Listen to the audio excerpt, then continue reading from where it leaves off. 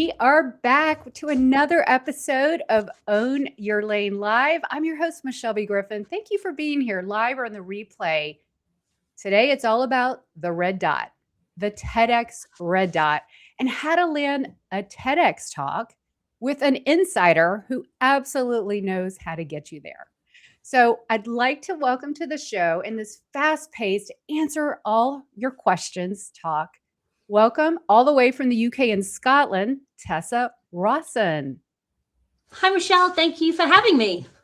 Tessa, you're amazing. I want to shout out to our friend Heidi who connected us a couple weeks ago. We really connected.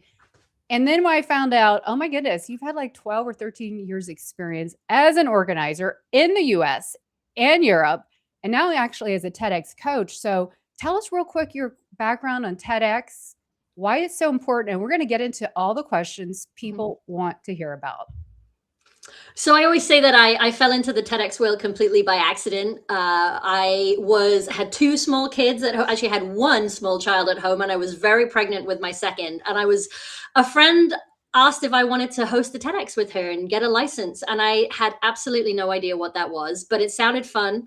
I needed something to do with my brain. And I always say that kind of serendipitous moment completely changed my life. We organized a small 100-person community event in Basel, Switzerland, where we used to live. And we were just completely blown away by the incredible neighbors we had. Like, who knew that just down the street, round the corner, we had all these unbelievable people that were making a difference in the world. And we had no idea. And we sold out our tickets like that.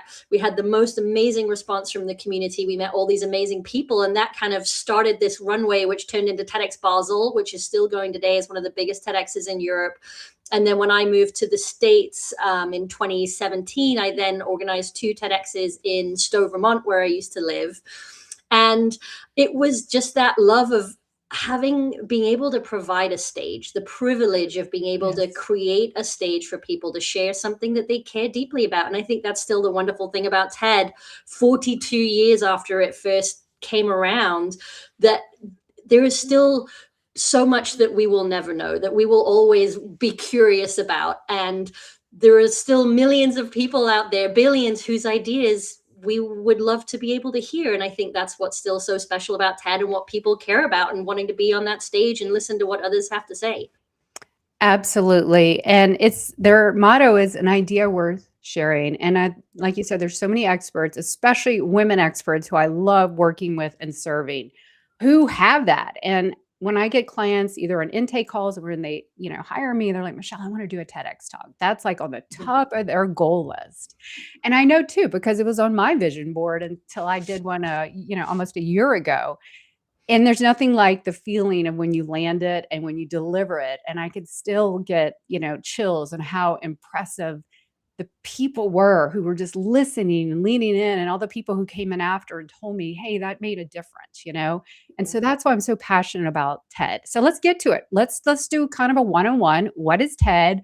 What is the difference between TED and a TEDx? Like, you get that question a lot out here.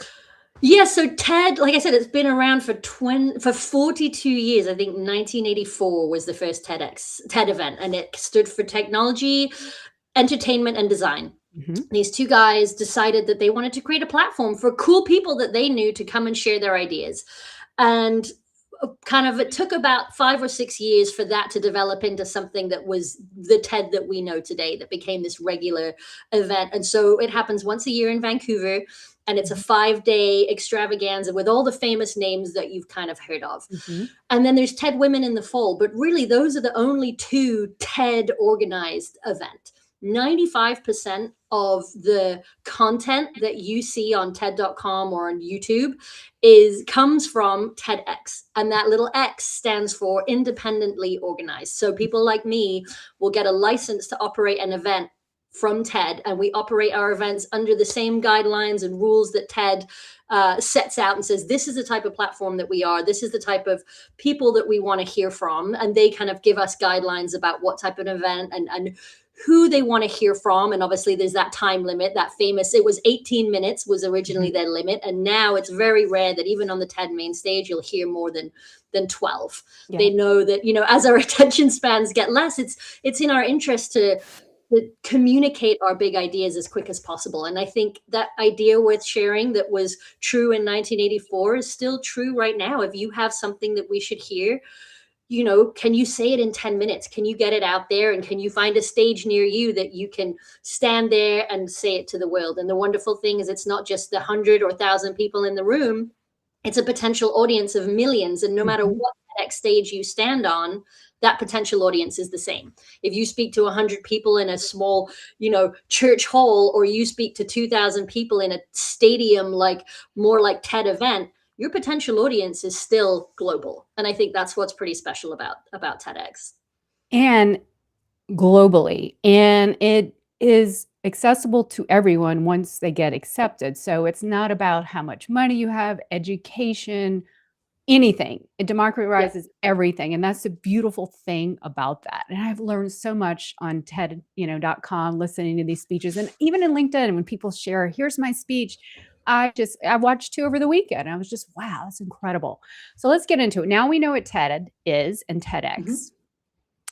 There's a lot of TEDx talks happening almost, one a day. I mean, globally, there's a whole you can go to their TEDx site and see what's happening, Yep. punch in the dates. Where do we start? Like, just because you're an expert in something doesn't mean you're gonna get a TEDx talk. I think that's the number one Right. thing I try to tell my clients, and I do that respectfully, of course. Like, there's a process. I know people who have been rejected dozens and dozens and dozens of times. That is nothing personal. It's just to be the right Yeah. fit. But let's get into it. So I think the first thing that's really important to recognize is that you don't have to wait for TED to come calling. I think a lot of people have this dream, one day I would love to do a TED talk, and they kind of think maybe it'll never happen because I'll never get the call, right? I'll never be Mhm. famous enough or well known enough or established enough to get that call from TED. Most people don't realize that actually TEDx events, of which, like you say, there is 1,000 any one year, um, you can apply. And so Mhm. you can go to TED.com. I have a product that I create and make a spreadsheet of every event that's currently accepting applications, of which right now in the US, UK, Canada, Ireland, Australia, there's 59 events right now that are Wow. accepting applications that you can just go to find. You find their website, you find the link, and you can apply. And so I think that's the first thing to recognize is that actually you have the power. If you have Yeah. an idea worth sharing, you can go out there and put yourself forward to be on that stage. You don't have to wait for a phone call. You can decide, you know what, this is worth saying, and I want to get out there and do it. And you just start applying.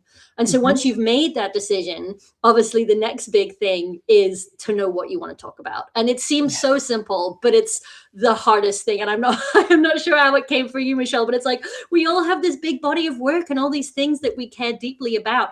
How do you pick one thing? How do you pick that moment, that 10 minutes that you're going to decide this is what I'm going to say? And so the main way that I help people figure it out is Mhm.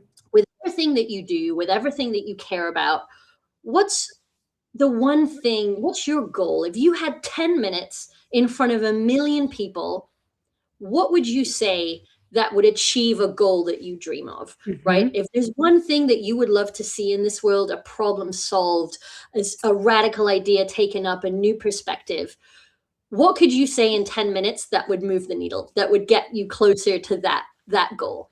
And then you come back to be like, okay, so how do I get there? What's my idea to make that happen? And then you build your application around that. So that's your Mhm. idea. And then within the application system, there's a bunch of questions that you'll normally have to ask. What answer? Why is this important? Why is it different? Why is this unique? TEDx, TED loves something novel, right? Mhm. I hate everyone says there's no new ideas. I call absolute BS. There's so many new ideas. There are so many problems in this world that haven't been solved. What's your perspective? What's the thing that Yes. you could do that would help solve a problem, that would help us reimagine the human condition, right? And it can be as technical as a scientific development, or it can be as wonderful and social and personal as the something that changed your life that can change somebody else's. And so we build your application around that. That's such an important take because my experience, I think I always put, I knew I wanted to do a TEDx on the power and the payoff of putting yourself out there. Okay. Yeah. That was on my Canva vision board. And I think I applied for a couple here and there. I didn't really take it seriously. And then when my alma mater put something out, a call for speakers for TEDx. I applied and I initially applied. I didn't do it. There's a lot of TEDx coaches like yourself who are so amazing. I just went in this cold turkey like me. I never like to read instructions. I just kind of like to break it. Some people like probably would shake their head at that. But the initial one I did, and here's a mistake. It was more like, I felt like a corporate presentation. Like when they interviewed me, I knew I had flubbed it. Like I didn't flub it. Like I didn't do this deep, I wasn't TED lensed. And here's the story. I don't know if I really told that many people. I went back the next day. I knew in my gut I want to say it. I went back and changed the entire thing and made a slide deck and did this thing. And it was like from the heart. And I knew it was from the heart because I put it together in just a little bit of time. And that's what they accepted because I didn't have a really good story or data point to back it up when they first interviewed me. So I did this trial by error. So the nuance in the application is probably the make or break. Is that correct? Yeah. So, and I always say that the interesting thing about TED is people, when they think of their TEDx talk, they envisage themselves on the stage, right? They see the end product. Whereas there's a process, like you say, to getting there, and it can take a lot of time. And the application is really, it's not just your idea in a nutshell, it's you pitching why this idea matters, right? TED's, like you said, TED's tagline is ideas worth sharing. Everything needs to be about the idea. And so your application needs to be in service of that idea, explaining why we need to hear it, right? Why do you need to be on the stage? And the personal aspect to that is really important, right? This is not your regular speaking engagement. It's completely different. These are not your clients in the room. These people are not going to go out and buy your book or buy your services. What the benefit of a TEDx is way downstream. It's the credibility that comes from having something to say that other people go, that's worthy of the stage, right? And backing yourself that, you know what, my idea is worth sharing. This perspective that I have is really valuable. And it doesn't have to be your entire magnum opus in 10 minutes. It's just one thing that can move the needle and that you care deeply about and can really share that in a couple of questions, right? Why does it matter to you? Why is this relevant to this audience? This audience being the people in the room, wherever you happen to be, and a global audience. And if you can communicate that, so I always advocate for people, like, make sure that you answer every question in the application as concisely as possible. Organizers aren't necessarily going to spend, they don't want 3 pages of application. They want to see as concise as possible why your story matters, why your idea matters, and why we should be hearing it now. You're right. There's nothing new in this world, but there is the take that you have, your lane and your lens around it. And I knew when I went back for the 2.0 version, something inside me nudged me to redo it. And I just pumped that out. It was an emotionally tied thing. And some of the best TEDx talks and the ones I know people who are doing and have given are emotional because it's happened to them. And you feel that. You can feel that connection on the stage. And to this day, when I'll tell bits and pieces of my TEDx talk, even last night at book club, I was telling the one part of the story, and I still get tears in my eyes because it just struck such a chord. And that's what I wanted to translate. And that's the beautiful thing about it. I want to bring in real quick, shout out to Jihan. She's actually doing a TEDx talk in a month in North Carolina, I think. And she's applied to a lot. And she's doing an amazing talk. And she says, hey, there's so much confusion about the application process. Yes. What an awesome story about yours, Michelle Griffin. I don't think I ever told her that. Let's get into that, Tessa, but thank you, G, for that. What else does someone right now who thinks they have a great idea, wants to get that idea out in the world, what should they do right now? And then we're going to get into some of the myths and the things that trip them up. But what other than going to, we'll put the link where to apply, what should they do? So I would say the most important thing, obviously, like I said, is your idea. You have to know really clearly what you want to say because people get lucky. I don't know how many events did you apply to, Michelle? Do you mind me asking? Just a few. And I'll be honest, I got really lucky because at the Florida State TEDx, you have to either be a professor, a staff member, or alumni, or a student. So I had 1 in 4 shot of being there. That helped, I think, tremendously. So it's usually typically dozens, right, for most people. Right. And I think that's what people underestimate. So I always like to kind of I love to balance my you absolutely deserve to be on that stage and you definitely can be, with the realism of it can take time, but that's okay. TED is it's a numbers game. TED getting on the TEDx stage a lot of time. It rewards perseverance and persistence. And I always like to say it could take a year or two to get on the stage, from you deciding today that you're going to focus on this and develop your amazing idea and start developing your application and sending them out. It can take up to 2 years. And I think that that's just really, it can be really helpful for people to know that it's not just them, right? It's not you. You're not being, your idea isn't bad. You are absolutely worthy of being on that stage. But so from my perspective as an organizer, I do probably 80% of the curation myself. I go out there and I look for the people that I want to put on my stage. So when I was in Vermont, I was only looking for Vermont speakers, people who are working or living in Vermont.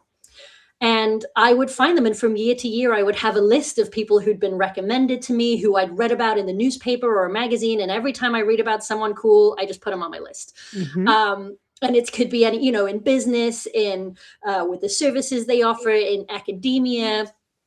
So then I would also have an application process, but I was often only filling 2 spots out of 10 for my application process. So some of these events are receiving 400 applications, and maybe there's only 2 spots that they're actually trying to fill. So they might love your idea, but if you're an artist, let's say, and they already have an artist speaking, you got to remember that a TEDx organizer is curating a live event. Your talk is a standalone thing that will have a global reach afterwards. But the event on the night is what the organizer is curating for. So they want balance on their stage, about who's on it, but also the topics. So even if they love your idea and say, oh my gosh, Michelle, you're amazing, we're desperate to have you on the stage, but I don't have a spot for you next year. I would love to have you the year after. You might be 18 months out, and that's from an event that loved you. So it's just really good to keep in mind, the more applications you send out, the better chance you have of eventually getting on that stage. And don't be disheartened by it taking a year or two. That's really normal, particularly if you've already sent out a couple. Take that as your start point, right? Yeah. That might have been a year or two ago. And so therefore, the real answer is, what do you have to do is, if it's on your vision board for 2027, let alone this year, start now. Yeah. Right. And refine your idea. Just like for Michelle, if you might send out the first few applications, maybe you get a rejection or you hear back from a few organizers, you might need to refine it, change it. It's just going to take time. So the earlier you start trying to figure out what you want to say, the sooner you'll get on that stage. The more you push it off, you're pushing it further down the track than you might realize.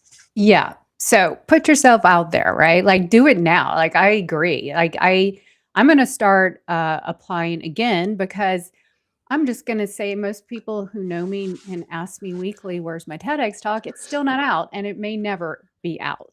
And I signed the release, and it's a big professional disappointment of mine, because it was on my vision board. And to this day, anyway, so that brings me to my next question. And then we're going to get into a great question by Lisa, who asked about themes. But let's just put it this way. And this is a call out, like, not all TEDx stages are the same. They're not all the same caliber. Yep.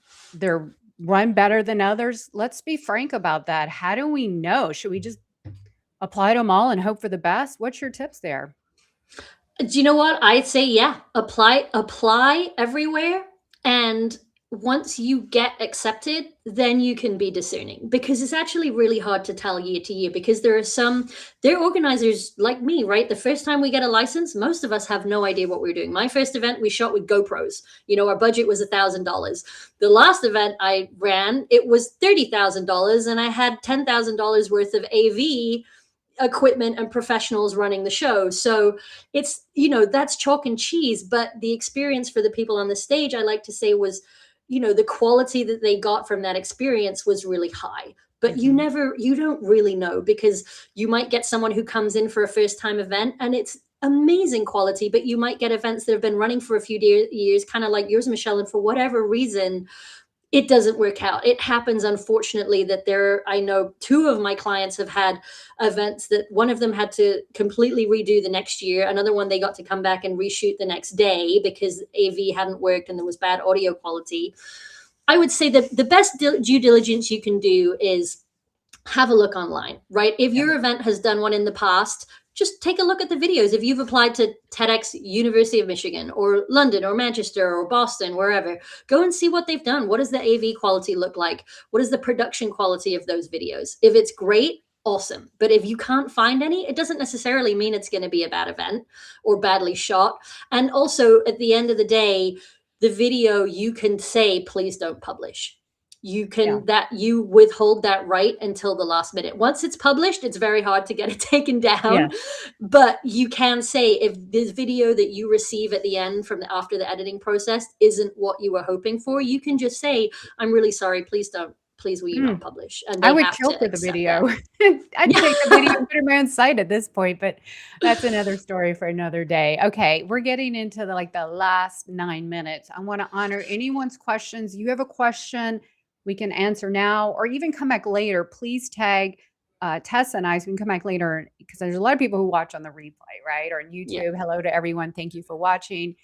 Real quick, I want to get into Lisa when you're talking about like you did Vermont people. FSU is all, the people that are attached to FSU.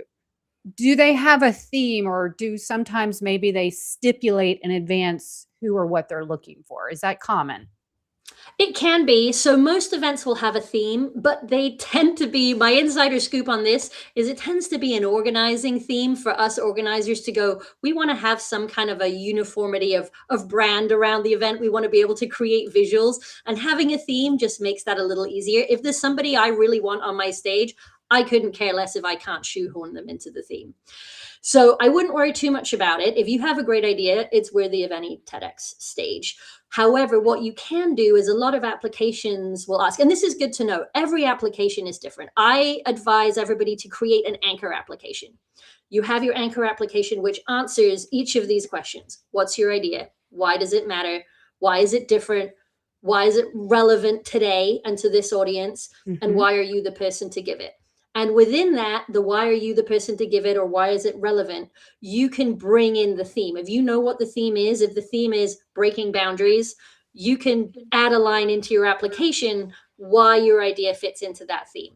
But if they don't offer a theme, then obviously you're not going to know. And if it doesn't fit at all, don't try and shoehorn in something that doesn't work. But it's just an opportunity. Once you have your anchor application, it's really easy to make an edit here or there to say why it's relevant, either to the theme or to the location, right? If you're applying to your college for their TEDx event, talk about why it's relevant. You were a student there. This matters to you because you were once one of the people who was in this audience. So that's your opportunity to bring the theme in. But don't worry too much about it because your idea is going to matter regardless of the theme.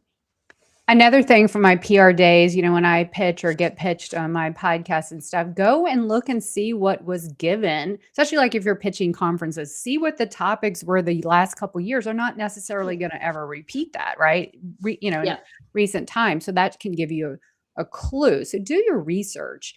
Also, you can apply, but, there's a lot of them on the organizers on LinkedIn. So should they start following you? You said you saw people were on your radar. To me, that's like get press, get featured, get visible, and perhaps start following amazing people like you. Is that a good tip? Anything to add?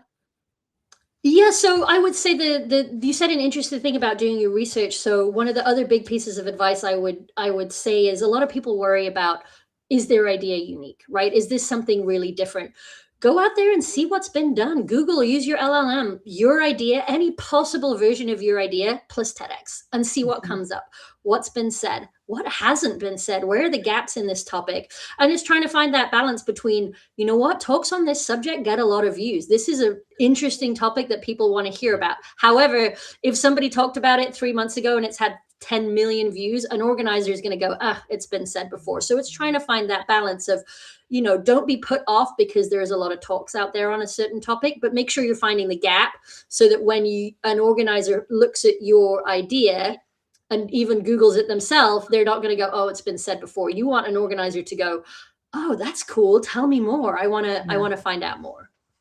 That was like the night and day difference from my first presentation, that it was sounding like a corporate presentation. Now that I look back to the one that they accepted, and I remember when we did our rehearsals for the dry run, I gave it, and everyone's like, oh, wow, that's so much, that's like really cool. And they're like, we want to move you to the last won because you had such a good message to end the night, you know?